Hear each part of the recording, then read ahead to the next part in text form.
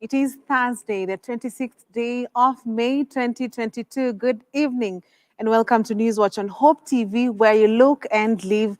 I'm Tess Njenga and our sign language interpreter is Boniface Mureithi. Let's kick off.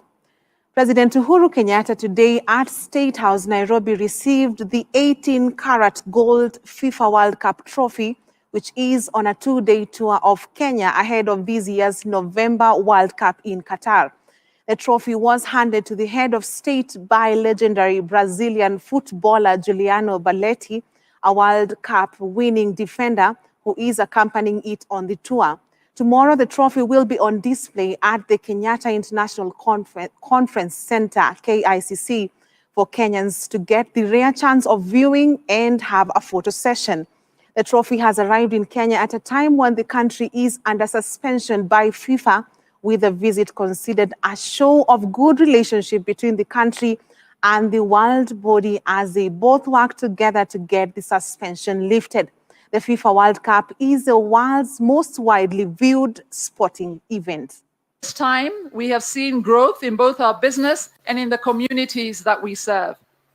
We support a comprehensive value chain that has created 36,800 jobs through our local suppliers, distributors, and retail partners. Our vast sales network continues to grow with over 135,000 outlets, furthering enabling our ecosystem to sustain over 1 million livelihoods in the country. We will be sharing this magical experience with our consumers and football fans in the country, and we have organized for an exclusive viewing experience tomorrow at the Kenyatta International Convention Center, KICC. This will be a chance for a good number of fans to come and view the trophy and take in a piece of history. For as we all know, the FIFA World Cup remains the greatest sporting extravaganza in the world.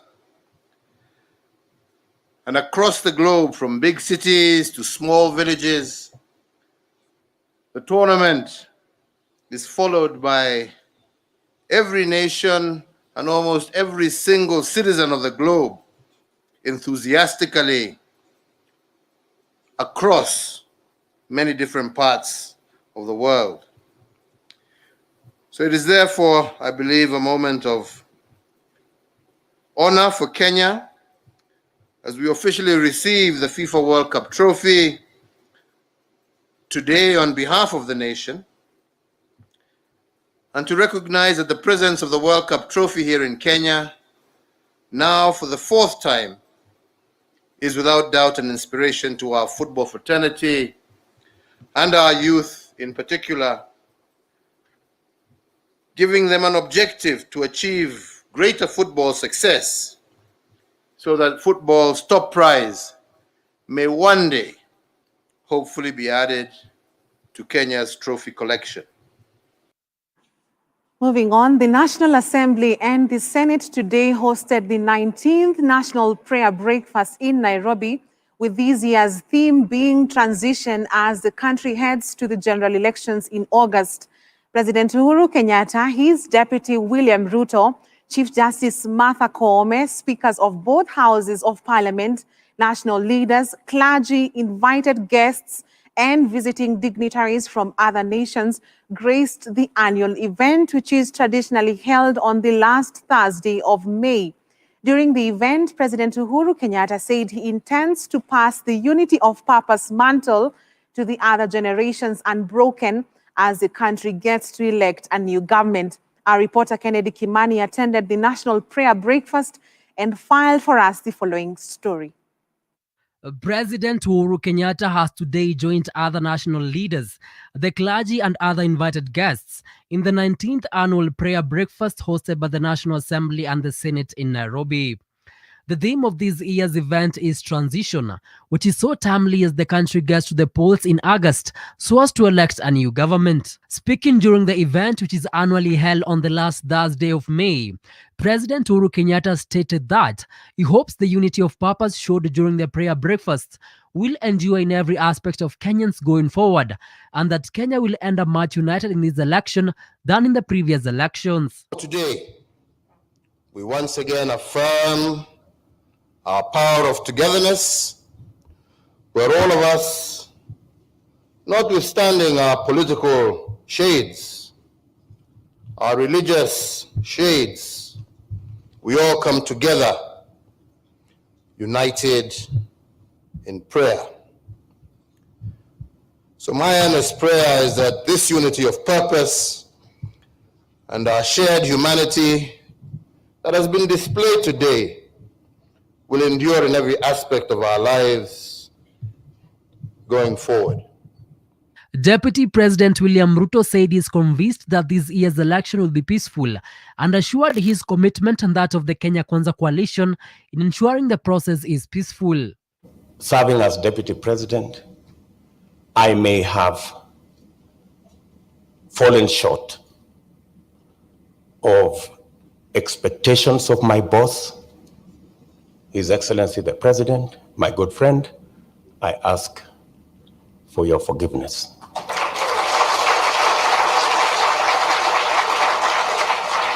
I know also in this journey, many people have hurt me. But on this prayer breakfast, I forgive everybody.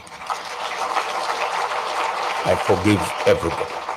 I want us to go into this election free of the debt of hurt and free of the debt of forgiveness. In what was seen as a kind gesture, DP Ruto interrupted his speech and invited Azimio la Umoja coalition running mate Martha Karua to give her speech. So before I conclude my remarks, in the absence of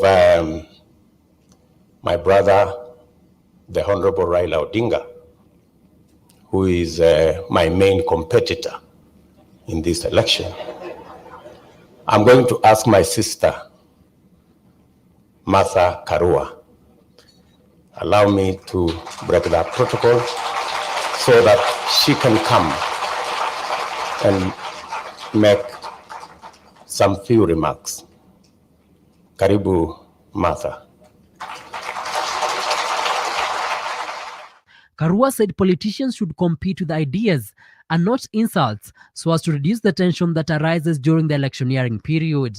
We remember our national values and principles and how we pray that moving forward, and especially after these prayers, that our actions match our words. How we pray, especially for us leaders, even as we compete with ideas, not insults. The speakers of both houses of parliament call upon leaders to serve the people with utmost humility and hold the hands of the weak and lead them safely across in this transition. Bishop Emeritus of CITAM, Dr. David Oginde, said elections can become a simple transition time by voting in peace, and this can happen when Kenyans shift their mindsets and appreciate the purpose of elections. Elections in this country can become simple transition times when we move from one leadership into another, like happens in other nations. We can vote in peace and go back to our businesses to wait for results. We can receive results in peace and continue with our daily lives. But for this to happen, we must be ready to shift our mindsets and understand and appreciate the purpose and meaning of elections. We must temper our expectations with sober reality that in any contest there will always be those who succeed and there will be those people who may not succeed. With exactly 75 days to the August polls, transition, which is the theme of this year's National Prayer Breakfast, is so significant at a time when the country goes into a transition period, with the leaders and Kenyans at large urged to maintain that unity of purpose so as to ensure a smooth transition to the next government. Kennedy Kimani, Hope TV Newswatch, Nairobi. Thank you, Kennedy, for that report. Still on that, President Uhuru Kenyatta has urged elective seat aspirants to accept the election outcome in August for a peaceful country. The president spoke at a Nairobi hotel where he led the country in praying for the nation during the 19th edition of the National Annual Prayer Breakfast themed transitions, where he urged all Kenyans to be ambassadors of peace and unity as the country gears up for the forthcoming general elections.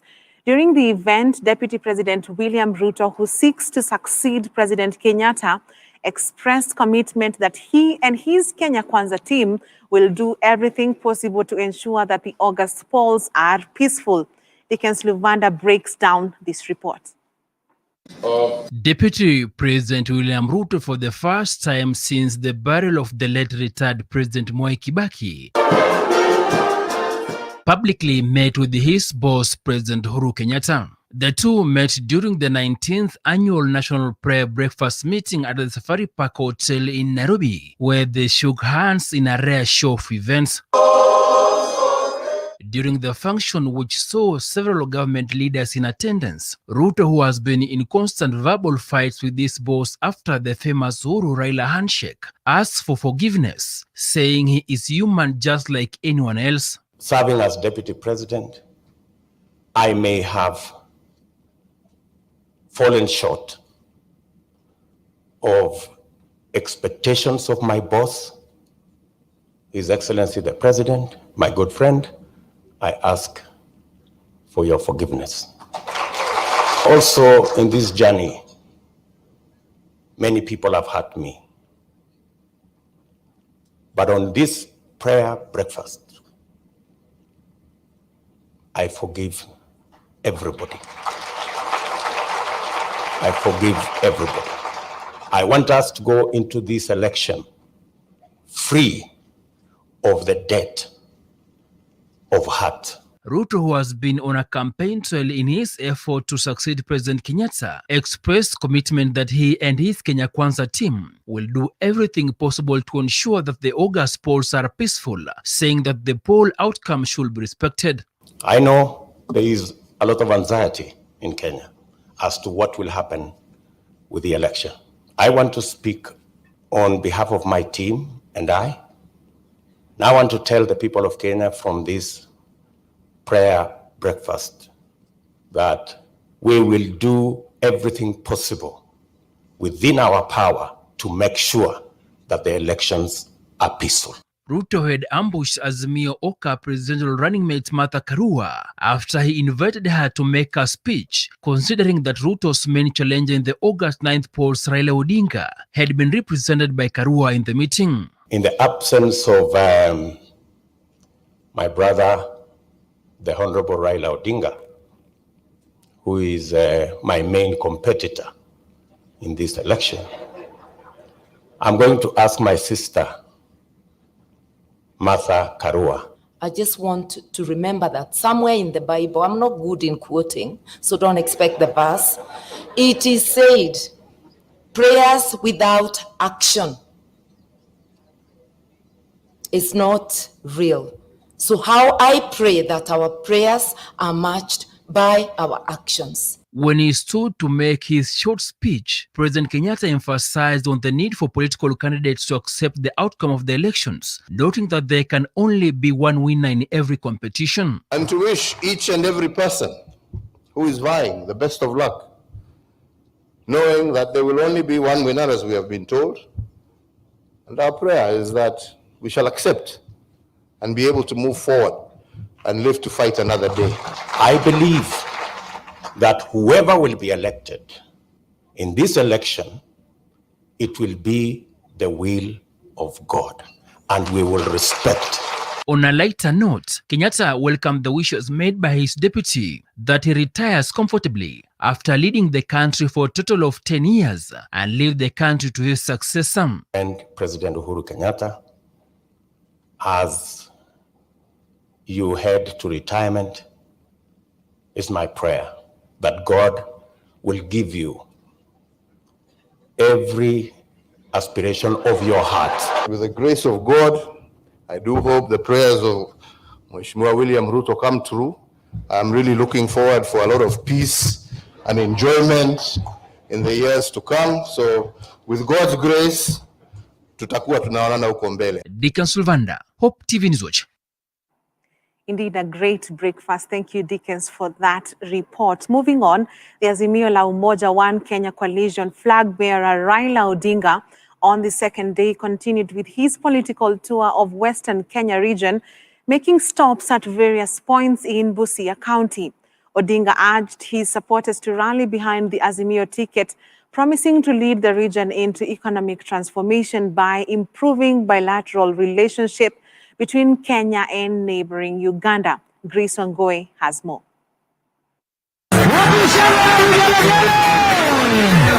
Western Kenya has in subsequent elections shown great support for Raila Odinga presidency. With its potential of at least 2.5 million voters, it is no wonder that it attracts presidential hopefuls. In a bid to woo them, Raila Odinga is no different. After leaving Vihiga County on Wednesday, his second day of campaigns in the western region saw him make several stops in Busia County.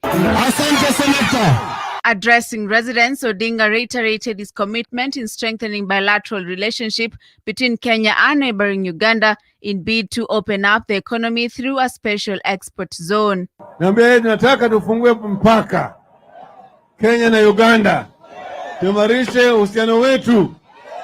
Tunataka kujenga hapa Busia a special economic zone ambaye viwanda vitakuja hapa Busia, zitatengeneza bidhaa hapa.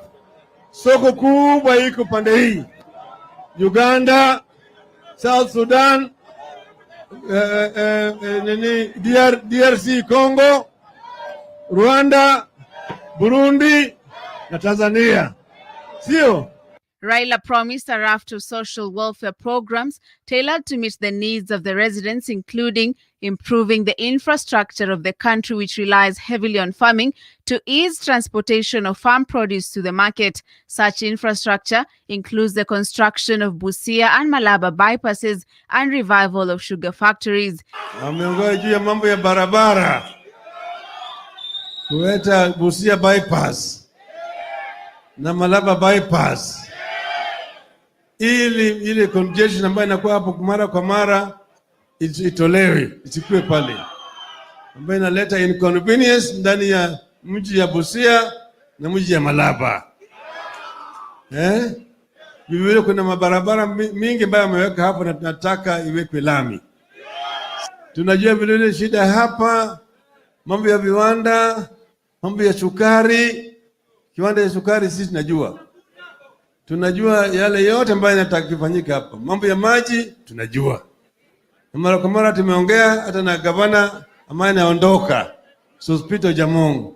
In Nambale, he promised to increase county's allocation from the current 15% to 35% in efforts to strengthen devolution, a provision that was initially in the rejected Building Bridges initiative. Kutoka upande wa ugatuzi, tutaenda kwa ile mpendekezo ya BBI.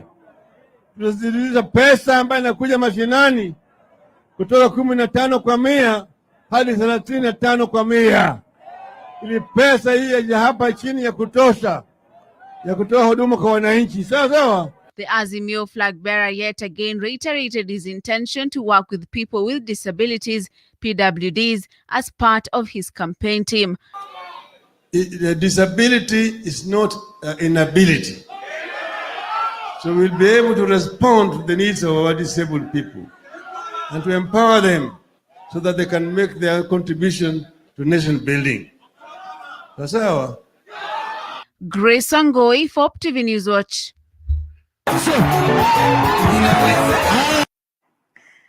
Thank you, Grace, for that report. Still on the campaign trail, Deputy President William Ruto and a section of his Kenya Kwanza allies continued with their campaigns in Mombasa, where they took campaigns to Likoni sub-county.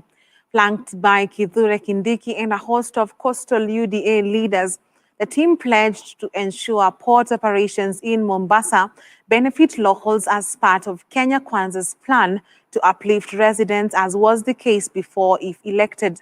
Other leaders present included Governor Salim Vuria and Alfred Mutua, members of Parliament Katib Mwashetani, Benjamin Tayari, and Moses Kuria. Hii bandari ya Mombasa hii ya pwani ni ya watu wangapi? Ni ya watu wangapi?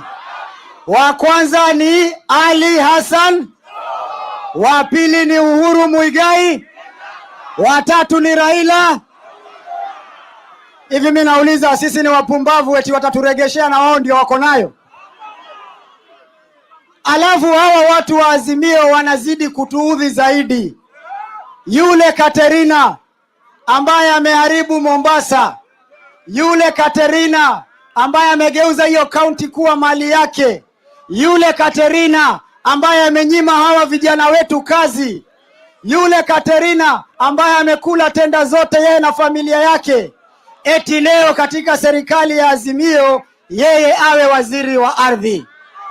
Mtakubali hiyo? Tumekubaliana mambo ya bandari itasuluhishwa. Tumekubaliana mambo ya mashamba itasuluhishwa. Na nyinyi wananchi wa Likoni, mnaona hata Kenya Ferry hapa kuchanganywa na KPA pia imekuwa shida. Ni shida si shida? Na hiyo yote tumekubaliana na Mheshimiwa Ruto itabadilishwa. Ndio tuhakikishe vijana wamepata kazi, biashara ziwe nzuri. Likoni hoye! Harambee! Tumesema hapa Likoni tunajenga soko mpya 3 ambayo itahakikisha kwamba hawa wafanyabiashara wote wako na mahali pazuri pa kufanya biashara yao, na vile vile tutachukua pesa ya serikali bilioni 50 kuinua biashara ya hawa wafanyabiashara wa chini katika ile mpango ya bottom up. Bottom. Tuko hapo kwa bottom up. Hawa ndio watajua ya kwamba every citizen counts. Let us now take a break. We will be back with much more news. Don't touch that dial.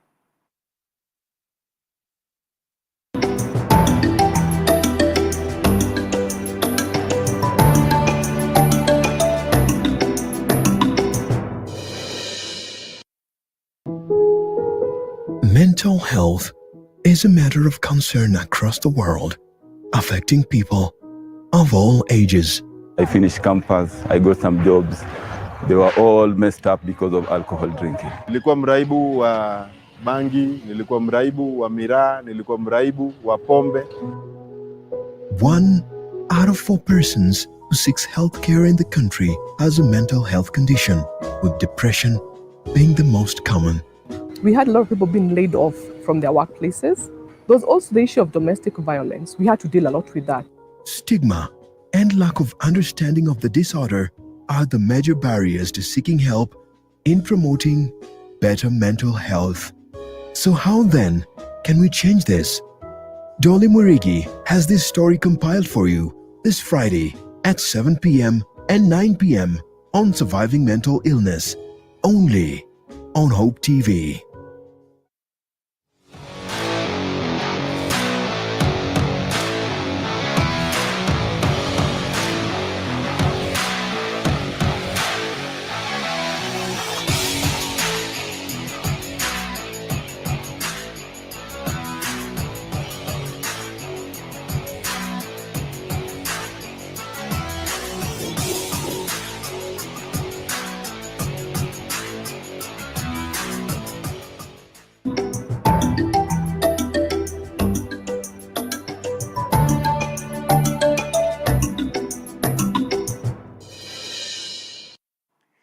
Welcome back. Let's continue. Uasin Gishu locals have named the high cost of production in the agriculture sector as one of the areas the Kenya Kwanza government should prioritize should they win the August 9th polls.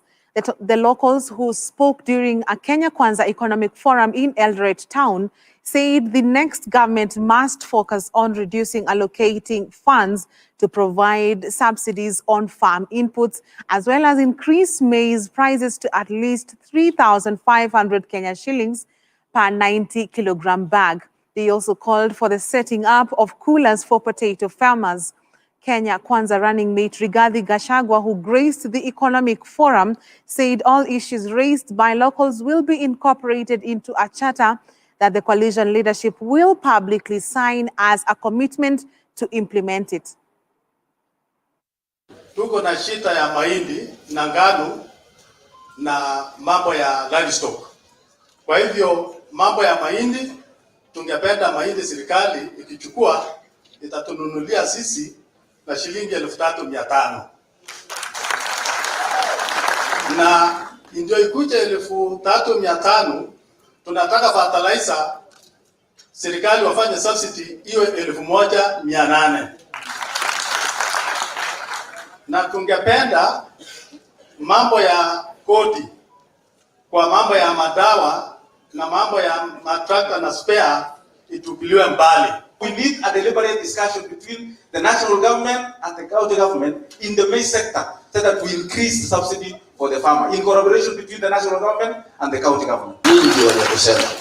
Now that is the way this country must be run going forward. Ndio hata wale watakuja baada ya sisi watakuta tumeweka the way to do things in this country. That haitakuwa tena kutoka juu kwenda chini, itakuwa kutoka chini kwenda wapi? Ndio inaitwa bottom up model.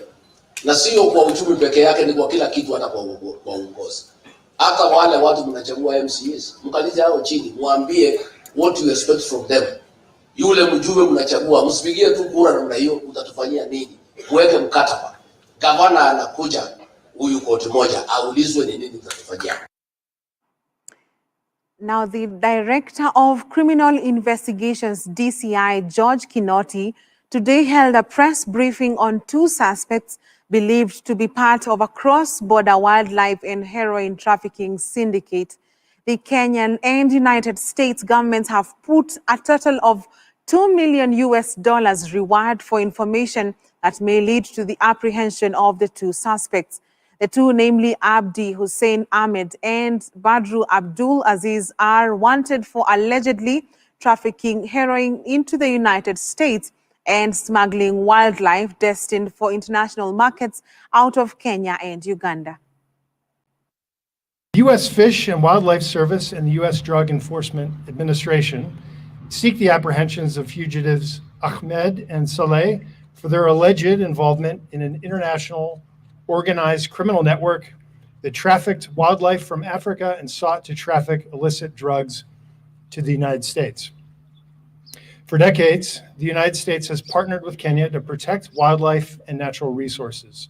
They were involved in transportation, distribution, and smuggling of 190 kilograms of rhinoceros horns and 10 tons of elephant ivory from different countries in Africa, including our country, Kenya. And they transported these things to the United States. They were also involved in transportation and distribution of 1 kilogram of heroin from Kenya to the United States. You may see the web of enterprise of these transnational organized crimes, how far and how fast they move from one continent to another, from one country to another.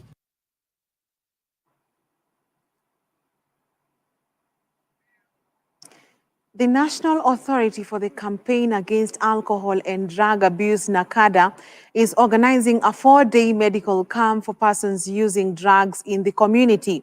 The camp, in collaboration with the Center for Health Solutions Kenya, CHS, includes screening for tuberculosis and HIV and referring victims to health centers for treatment. NACADA Chief Executive Officer Victor Okioma said the medical camp, which will take place at the Miritini Rehabilitation Center in Mombasa, is cognizant of the correlation between drug abuse, tuberculosis, and HIV. I want to appreciate the support we have received from the government in this facility here. Every year we get about 100 million. For the last two years, the first initial one was about 50 million, which helped us to rehabilitate this place. Currently, there are 32 inpatient men and 5 female inpatient, and there is 300 outpatient, those who are not residing here. So this institution became operational in 2019, and since then, it has been, they have been doing rehabilitation works to be able to move this into a fully fledged institution of rehabilitation and treatment of people who are abusing drugs. So we are here to be able to work together with the Center for Health Solutions, who are here to do screening. And the screening they are doing is for TB, because TB is highly associated with people who abuse drugs. So after our discussions, what we have said is that a lot of people who are being treated for TB are treated separately. And the people who abuse drugs are very prone to getting TB. So in our discussions today, we are going to be able to see, first of all, how they do the screening, to be able to understand how we can reintegrate treatment of TB as we are doing the rehabilitation of our patients. The government, through the National Drought Management Authority, NDMA, has disbursed 517 million Kenya shillings under the Hunger Safety Net program to 94,000 poor and vulnerable households in Marsabit, Wajir, Mandera, and Turkana counties under the routine cash transfer segment. NDMA CEO Harad Hassan Adan said each household under the routine segment is entitled to 5,400 Kenya shillings, while those under the shock responsive portfolio will receive 2,700 Kenya shillings. This will go a long way in ensuring food for the vulnerable households in these 4 counties, which are among the most affected by drought occasioned by 3 consecutive failed rain seasons. Moving on, the National Council of Churches in Kenya, NCCK, in collaboration with Supreme Council of Kenya Muslims, SUPKEM, in Narok County, want all aspirants vying for various seats to be held accountable after the election. The leaders, led by Narok Chapter NCCK Chairman Reverend Samuel Naikumi and Narok SUPKEM Chairman Ali Juma, said the county has not benefited from devolution due to lack of structures to hold the county leaders accountable.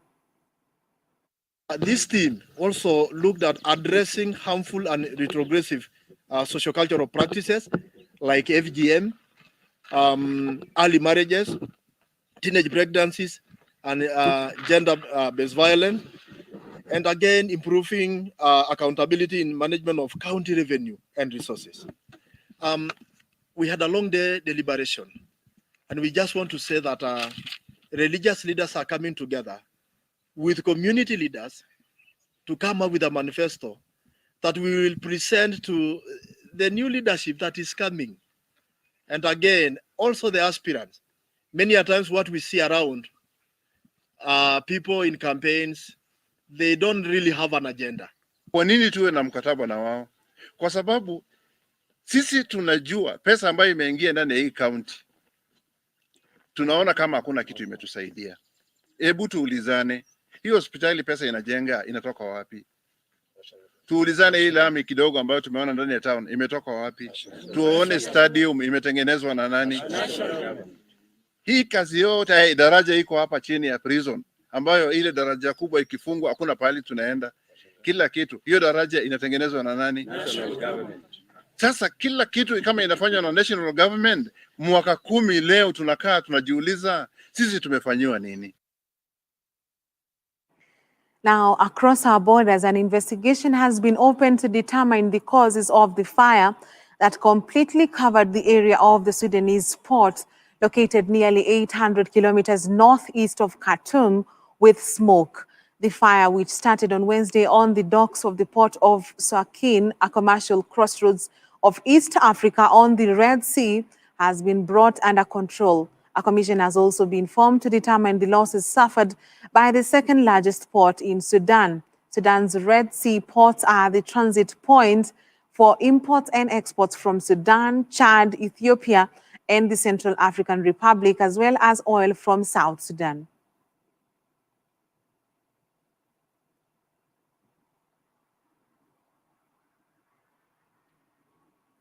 And 11 babies died Wednesday in a hospital fire in western Senegal, a tragedy that highlights the serious deficiencies of the country's public health system. While giving his condolences to the bereaved families, the town mayor said the fire was caused by a short circuit and the fire spread quickly, but 3 babies were saved. In early April, another tragedy struck a woman who was 9 months pregnant after waiting for 20 hours for a cesarean section that led to her demise. The staff allegedly argued that her operation was not planned and threatened to chase her away. This death caused a wave of indignation on social networks against the shortcomings of the public health system.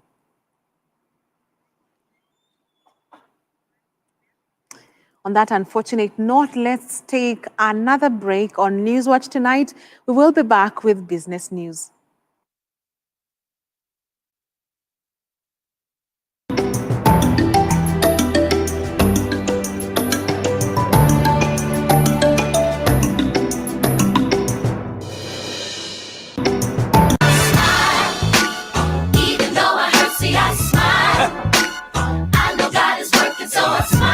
We don't know why, but Friday sees more smiles than any other weekday. Come on. We'd like to be part of the reasons you smile.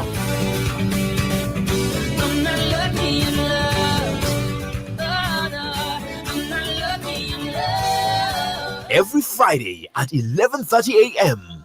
on Hope Junction, we play the latest jams plus your requests. This is my God, my strength and song. Be glorified.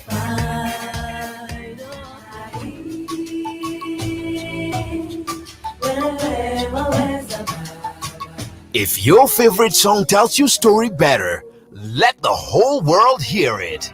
Look to Jesus and receive whatever you may need. You will surely receive.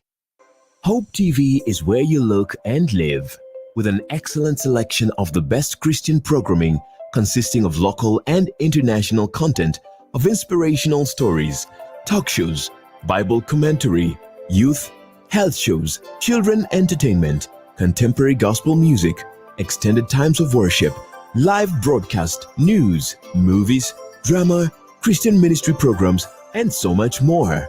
Hope TV is another quality service from Christ is the Answer Ministries with over 45% of authentic and credible local content every week. Hope TV is a sister station to Hope FM, Kenya's leading Christian radio station with footprints across the country. Tune in to Hope TV, where you look and live.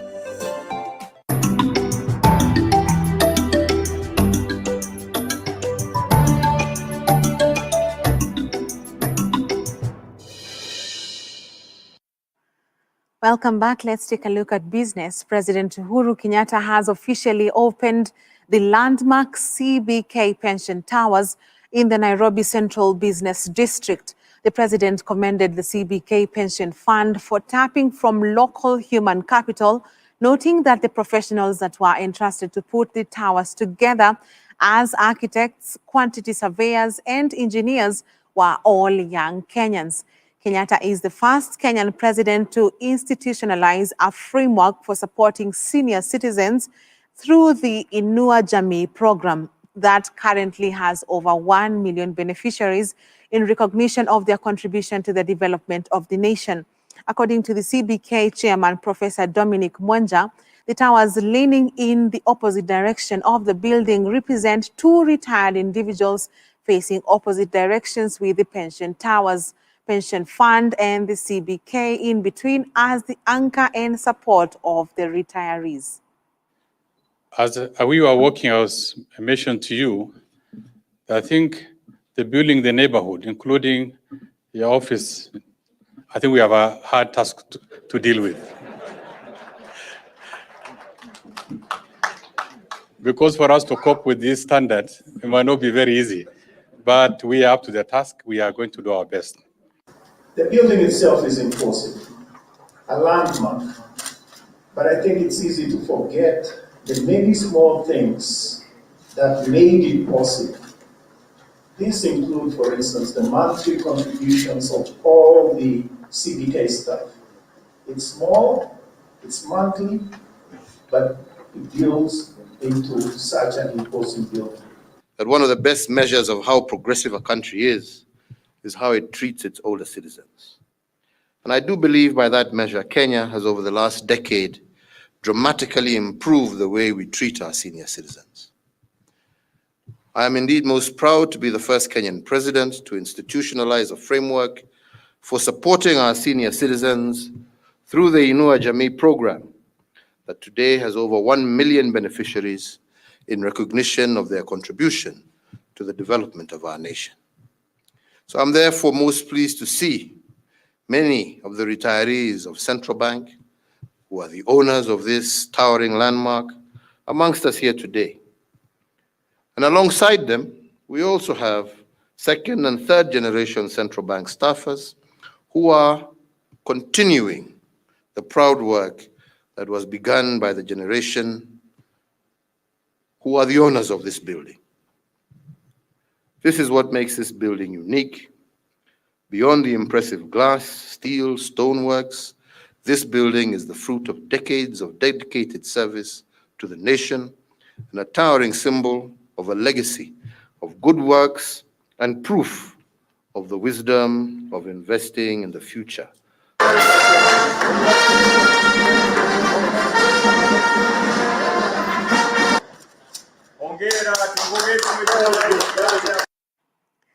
At least 32 farmers affiliated to the Kevote Avocado Farmers Cooperative have achieved the Global Food Agricultural Practices certification that will enable them access global markets for their produce. The 32 join another 300 farmers in Murang'a County who have been trained by Social Enterprise 1 Acre Fund to grow organic, pest-free fruits that are in demand in the world market. The certification has also enabled the farmers to be connected to an international buyer with the price in demand has avocado shooting to 100 shillings per fruit from the 5 to 10 previously offered by middlemen. Embu County Director of Cooperatives Mugendi Ndwiga, speaking at Mukendi Police Post during a ceremony where certificates were issued to the farmers, said they hoped that the number of certified farmers will rise to 200 by the end of the year. Mbeleni hatukuwa tunauza avocado na vile tulikuwa tunauza siku hizi. Tunauza wale wameenda training, wamenunuliwa na 100 na mimi ni mmoja wao, na hapo na washukuru sana kwa sababu kama sasa watu wengine wanafinyirika upande wa school fees na mimi bando sijafinyirika. First time niliqualify kununuliwa 16,000 hapo kwa hapo, na nikaona ni vizuri hao watu wa Neka Fund wametutoa pahali ambapo tulikuwa hatungeweza kutoka. Food safety certification, global gap, and other standards are a gateway to the export market. And so 1 Acre Fund is really working with our farmers to enable them to achieve higher prices by actually connecting them to export markets. As a government, we are committed to support the partners like 1 Acre Fund and other partners who are willing to come and work with farmers, especially from avocado and other industrial crops. And Family Bank has secured a total of 1.95 billion Kenya shillings from Blue Orchard Finance Limited managed funds to extend to the small and medium-sized enterprises and to support the education sector. The funding will be used for onward lending to MSMEs to enable the resumption of business operations from the challenges of COVID-19, to expand access to affordable credit extended to SMEs by the bank, and to promote access to education for secondary, higher and vocational education levels through customized financial services.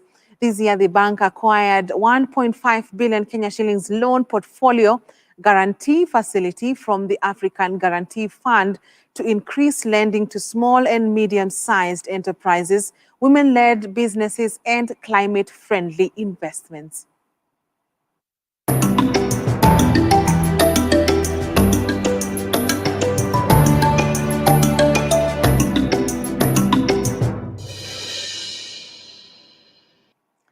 And in sports, Nicolo Zaniolo's goal and AS Roma its first major European title in more than 60 years after a 1-0 win over Feyenoord in the Europa Conference League final in Albania, completing a unique European trophy haul for Jose Mourinho. Roma coach Mourinho, who had previously won the Champions League, Europa League and the UEFA Cup with other clubs, can now add the third-tier European title, the Italian side's first trophy in 14 years, to his medal tally.